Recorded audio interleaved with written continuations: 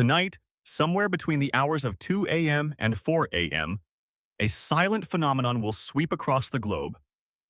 Thousands of people, completely unrelated, sleeping in different cities, will suddenly snap wide open. No nightmares, no sudden noises, no physical reason to be awake. Just a cold, unexplainable wave of alertness. You look at the clock. It's exactly 3:14 a.m. As you lie there in the dark, a heavy blanket of anxiety settles over your chest. Your mind immediately starts racing, digging up your worst insecurities, your failures, and your fears about the future.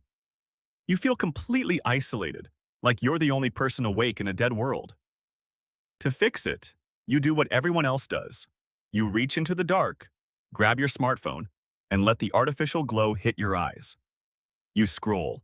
You look for a distraction from the quiet panic. You think your brain is malfunctioning. You think you have insomnia, or that your stress levels are just breaking you down.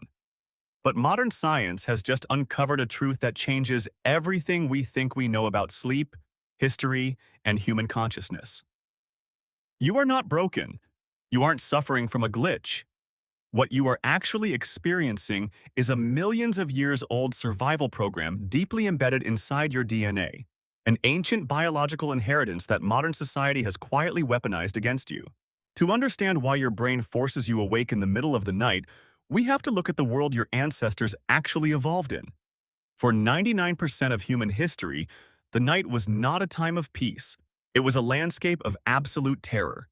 The moment the sun dipped below the horizon, the human visual advantage dropped to zero.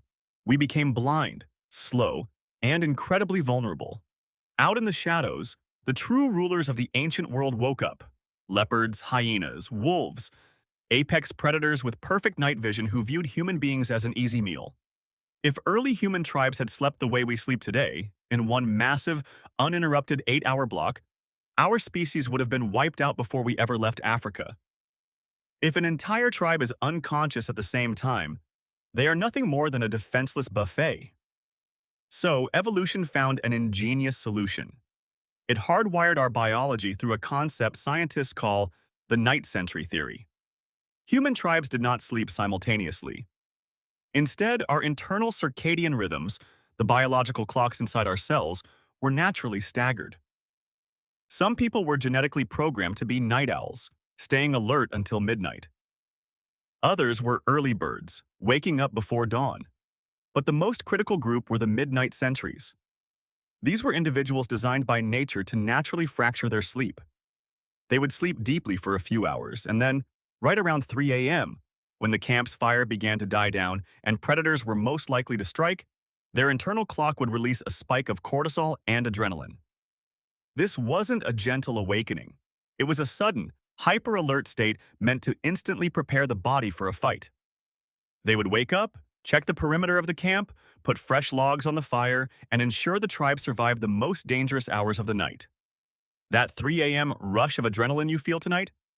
That is the ghost of the night sentry inside your DNA. Your brain isn't failing, it's trying to keep you alive. If you think this is just a wild theory about cavemen, think again. This segmented sleep pattern didn't vanish when we built civilizations. In fact, up until just 150 years ago, everyone slept this way. In 2001, a prominent historian named Dr. Roger E. Kirk published a groundbreaking paper after spending 16 years digging through thousands of historical documents. He analyzed medieval diaries, medical manuals, court records, and literature spanning centuries, from ancient Greece all the way to the Industrial Revolution. What he found shocked the scientific community. Throughout history, humans did not have one single sleep cycle. They practiced what is known as biphasic or segmented sleep. People would go to bed about an hour after sunset. They called this their first sleep.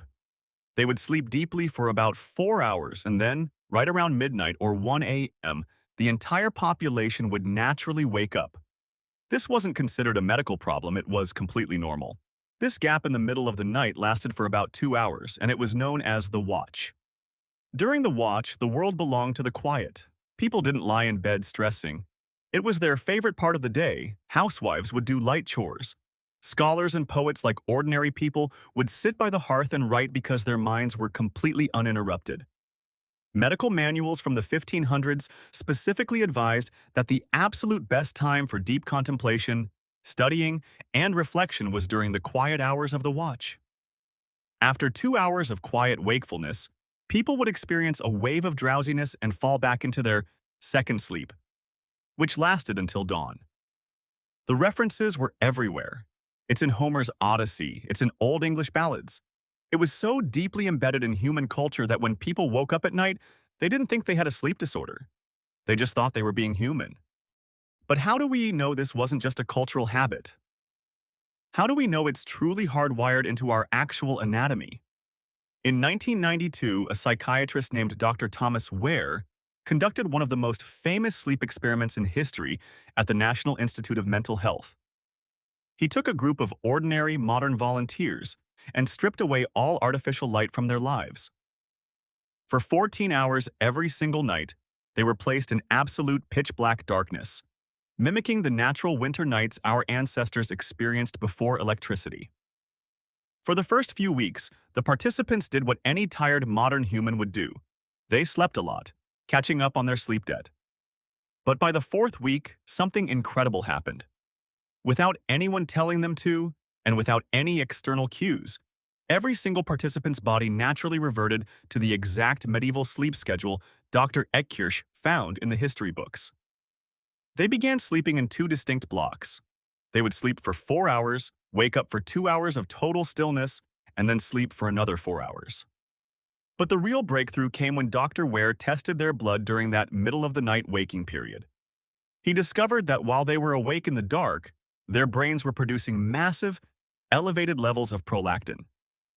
Prolactin is the exact hormone your body releases during deep meditation or moments of profound peace. The volunteers didn't feel anxious or stressed. They described the 3 a.m. wakefulness as a state of deep, meditative serenity, a type of calm consciousness that most modern humans have literally never experienced. This proved it. The 2-sleep cycle is the natural default setting of the human brain.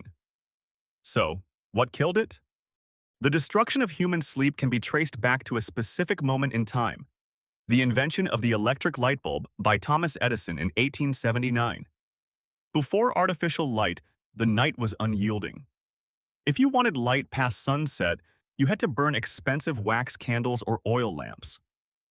For the average working-class person, that simply wasn't an option. The night forced you to rest. But the Industrial Revolution changed everything.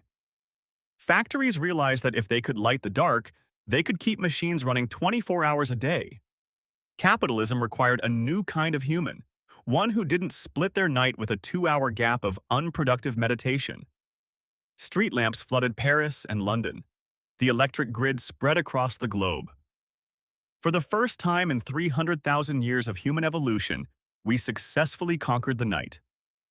We pushed back the darkness, and as the night shrank, our sleep was compressed. The 2-hour watch in the middle of the night was crushed. We forced our bodies to consolidate all of our sleep into one single artificial 8-hour block so we could work longer days. By the early 1900s, all memory of the first and second sleep had completely vanished from society. We forgot our own history, and because we forgot, we began to view a completely natural biological awakening as a medical defect. We invented a new word for it: insomnia.